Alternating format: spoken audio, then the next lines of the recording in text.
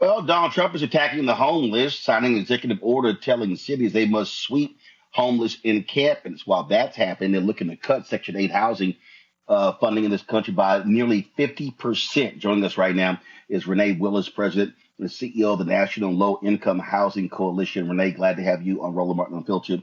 I mean, this is just shameful, despicable. These people, they claim to be pro-life. They're not pro-life.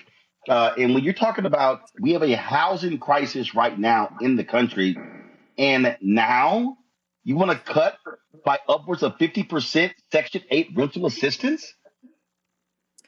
That's right. Thank you. Thank you, number one, for having me on. But it's draconian. There is an urgent need to address America's affordable housing and homelessness crisis, especially for the lowest income households. And these are households who have the greatest needs. And if funding is cut, as was proposed in the president's proposed budget, people will lose their assistance, and it will put them at high risk of eviction and homelessness. And it's draconian, to say the least. And so, all right, how do you fight it? Are Republicans going along with this? I mean, are y'all having people in red states appeal to these senators and members of Congress to understand that, hey, this could absolutely screw a lot of poor white folks, poor black folks, Latinos, voters? Yeah, that's right. And so I just want to also just kind of frame it so that people understand who we're talking about. So across the country, there are 45.6 million renter households in the United States. 10.9 of those households have extremely low income. So that's almost one in every four renters who have incomes at or below the federal poverty guideline, or 30% of the area median income. And so when we look at that, we're talking about people like 51% of renter households with extremely low incomes are seniors. These are our seniors. These are households with disabilities. And another 40% are in the labor force. So these are working folk, people who are in school, people who are single adult caregivers, or of school age children. And so this is who we're talking about. And of those in the labor force, generally like 42% usually work 40 hours or more per week. So we're not talking about people who are not working. These are people who work. And so, and also too, I just want to point out that on any given night, more than 770,000 people are homeless on any given night. And so I wanted to frame it in that way so that we realize that we're not just talking about numbers. We're not just talking about policies.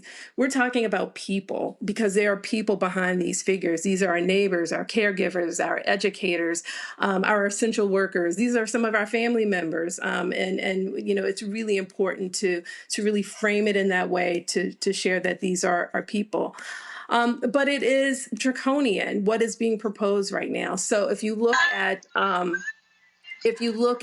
what's happening right now in the House and Senate, both have released their draft FY26 spending bills for HUD. And while more funding will be needed, in the final spending bill, to ensure that the commitment to existing housing and homelessness assistance, that all of that is met, the Trump administration it's harmful, the proposals to slash funding for and completely redesign the rental assistance, homelessness assistance programs.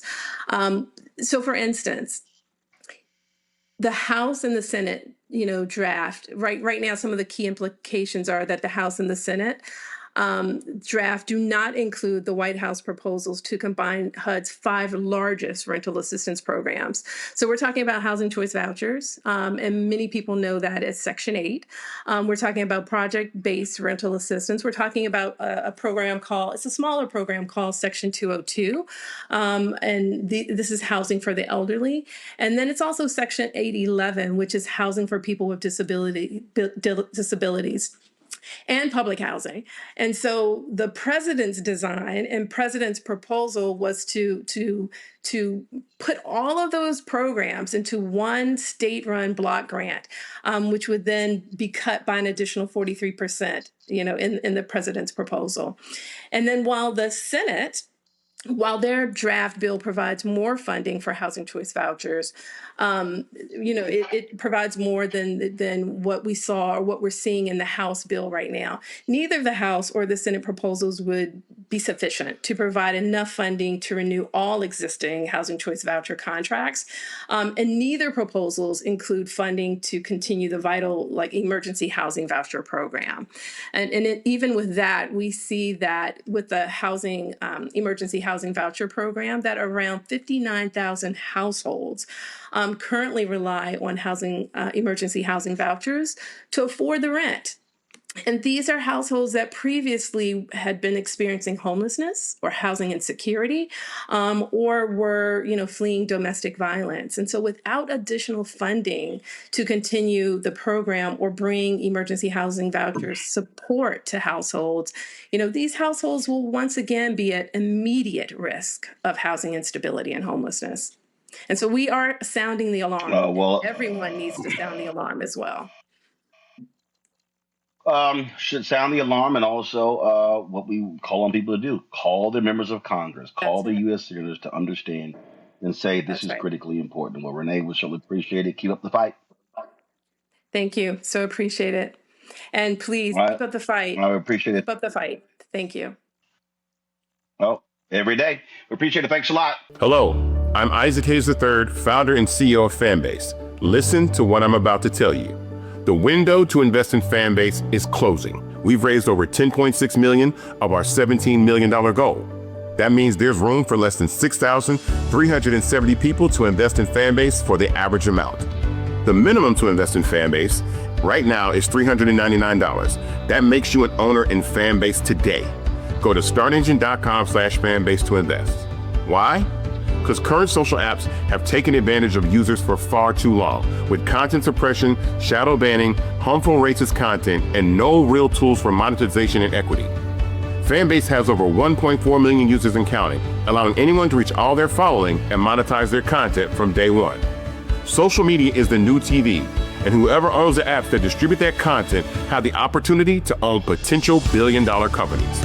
While big platforms with uncertain futures are failing to serve their users, Fanbase is stepping up to fill the gap. Don't wait until it's too late. Invest now, invest for yourself and your future. Go to startengine.com/fanbase and own the next generation of social media.